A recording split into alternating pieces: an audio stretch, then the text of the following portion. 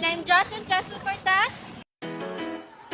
A new school year means a new beginnings, new opportunities at mga bagong stories na mabubuo sa loob ng campus.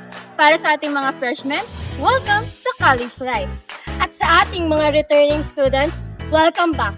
Ngayon, alamin natin ang kanilang first impression, goals at advice ngayong Osalubong 2026. Name, course, and year leveling. Hi, my name is Ira and I'm turning 4th year po this year. I'm Ana Sophia C. Hamelano, 3rd year Bachelor of Science in Civil Engineering. Ring?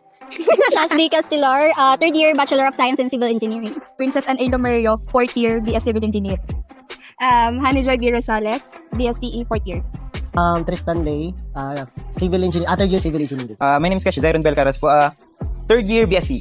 Samantha Adrian Di Madilar, from Tourism Management po and first year.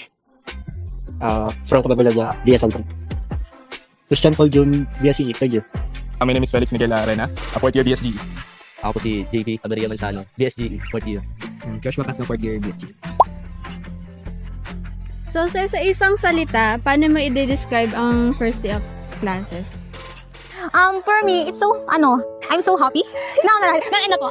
Sa ngayon, wala pa naman. Kasi doon na, pang 3 taon na to eh. Isang salita naman. Ay, 1 year.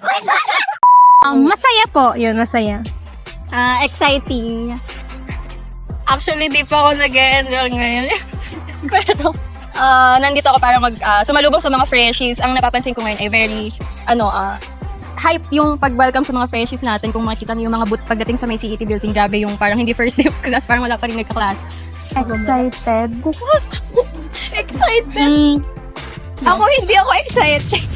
And actually, yun, to be honest, hindi pa sa akin nagsisink yun na fourth year. As in, kinakabahan, unbothered, nape-pressure, pero at the same time, ayun, laban lang, kaya natin to guys. Ay, natatakot din pala tayo sa thesis. Oo, yun. Kapagod. Pagod. Adventurous ka na. Bakit po? Yun lang yung gusto ko i-describe. So, ano pong biggest goal nyo ngayong school year? Walang INC at singpo. At maipasa ang thesis. Yes, same. Yun, makapasa. Makapasa talaga. Siyempre yung makapasa kasi syempre graduating na. Sana no more INC. God, please. Yun lang po. Same. Manifest talaga natin yan. Makapasa. Tapos, wag magka-INC. Makapasa sa lahat ng subject tapos hindi makakuha ng mababa sa 1.25. Ay, wow naman po. Biggest goal lang po namin, trust. Makagraduate. Same. Matapos po yung first year. Ipas ako ang lahat ng subjects ko and makapagtapos, yun, hopefully. Yeah. Mga tipid na madami. Joke lang. Ang goal ko ngayon ay maka-graduate at saka makapasa sa thesis. Madepend namin yan. Mataraos sa thesis, yun lang. Mag-review agad at gumawa ng activity on time. Diba? Ako, ganun din naman. Tsaka, parang i-enjoy nyo na lang din. Kahit ba nakaka-pressure, huwag nyo kalimutang mag-enjoy, magpahinga, kasi the more na pinipressure mo yung sarili mo and baka kasi mawala ka ng time. Basta laging maglaan ng time para magpahinga, ipahinga yung utak, yung sarili mo, para, ayun, makapag-aral ka. Yung makapag-aral ng mga Diyos. Mag-invest din kayo sa mga libro. Yes. Yes. Pag-aaral na mabuti, pagsikapan talaga. Yun din po. Time management.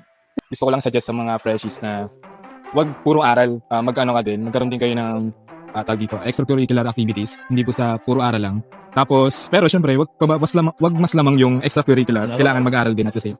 Tapos palaging matulog ng maaga before pagka may exam kinabukasan. So yun, importante sa lahat, ang tulog, yun. Hanggat kaya, humanap kayo ng na-experience nyo yung field nyo, expertise nyo. Tsaka, kung bumagsak man kayo sa subjects, midterms, kaya pa yun ng finals, huwag kayong ma-stress. Tsaka, pick your right circle.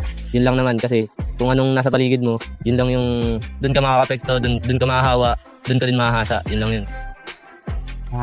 Pumili ng tamang circle kasi malaking impact talaga yung magkaroon ng tamang circle para hindi ka ma-influence. And also, enjoy your journey naman throughout the college year. Yun lang muna para sa araw na to. See you around campus. I love guys!